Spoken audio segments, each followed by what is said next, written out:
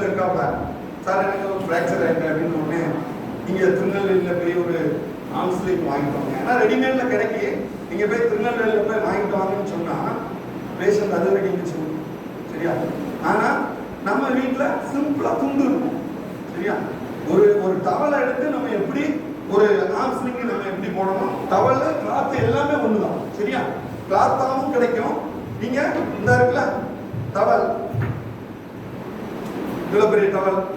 சரியா? டவல் இப்போ ரெண்டாக தான் மடிச்சிருக்கேன். சரியா? இதை கிராஸ் தான் மடிக்கணும். இதை கிராஸ் தான் மடிக்கணும். சரியா? கிராஸ் மடிச்சு பார்த்தீங்கன்னா இந்த எண்டு இருக்குல்ல, இந்த ரெண்டு முக்கை கொண்டு வரோம்ல, இதை வந்து ஹியூமரஸோட லோயர் இருக்கு. சரியா? வச்சுக்கோங்க.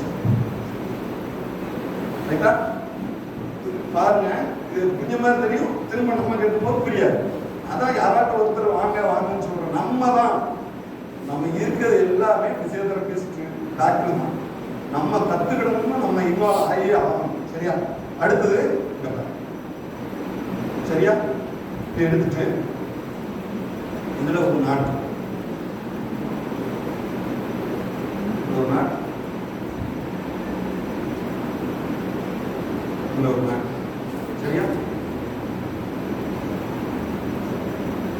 இதுல நம்ம பின்ன வச்சு கூட ஜஸ்ட் குட்டிக்கலாம், இல்லைன்னா பிளாஸ்டர் போட்டு ஒட்டிக்கலாம். இல்லை அப்படின்னா நமக்கு இதெல்லாம் அவைலபிள் இல்லை அப்படின்னா இந்த முக்கையும் இந்த முக்கையும் எடுத்து ஜஸ்ட் டை கூட பண்ணிக்கலாம். டை பண்ணதுக்கு இதுல வரல, ஆனால் நம்ம என்ன செய்யலாம், பிளாஸ்டர் ரோல் எடுத்து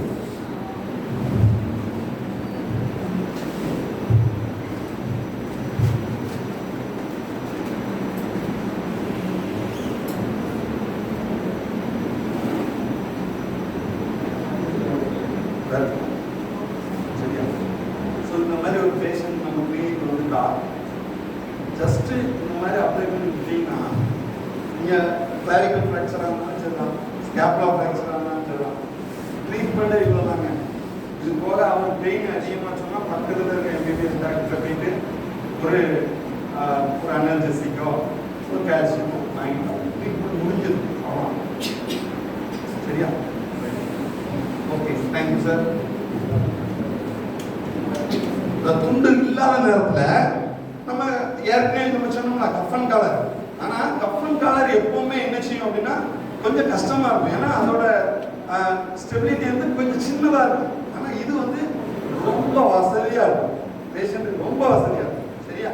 ஸோ ஆர்ம் ஸ்லிங்கு ரெண்டுமே ஒரே பர்பஸ் தான். ரெண்டுமே 90 டிகிரி ஃப்ளெக்ஷனில் எல்போ வச்சு போடுறது தான். ஆனால் இது அதை விட ரொம்ப வசதியாக இருக்கும்.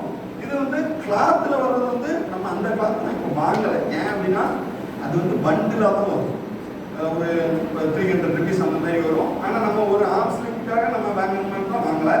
ஆக்சுவலி இந்த இருக்குல்ல, இந்த அளவு நம்ம எந்த கிளாத்து, அதாவது நம்ம கிராமப்புறத்தில் சாரி, வேஷ்டி, டவல் எதுனாலுமே யூஸ் பண்ணிக்கலாம். இந்த லென்த்துக்கு இருந்தால் போதும். இதை ரெண்டாக படிச்சுட்டு அப்படியே இந்த எண்ட் வந்து just lower end of the humerus, இந்த எண்ட் வந்து மேலே, அடுத்த எண்ட் வந்து இங்கே நாட் போடுறோம், இங்கே நம்ம பிளாஸ்டர் வச்சுருக்கோம். சரியா? இங்கேயும் நம்ம ஃபிங்கர் மோபிலைசேஷன் எல்லாமே. சரி, ரைட். Thank you sir.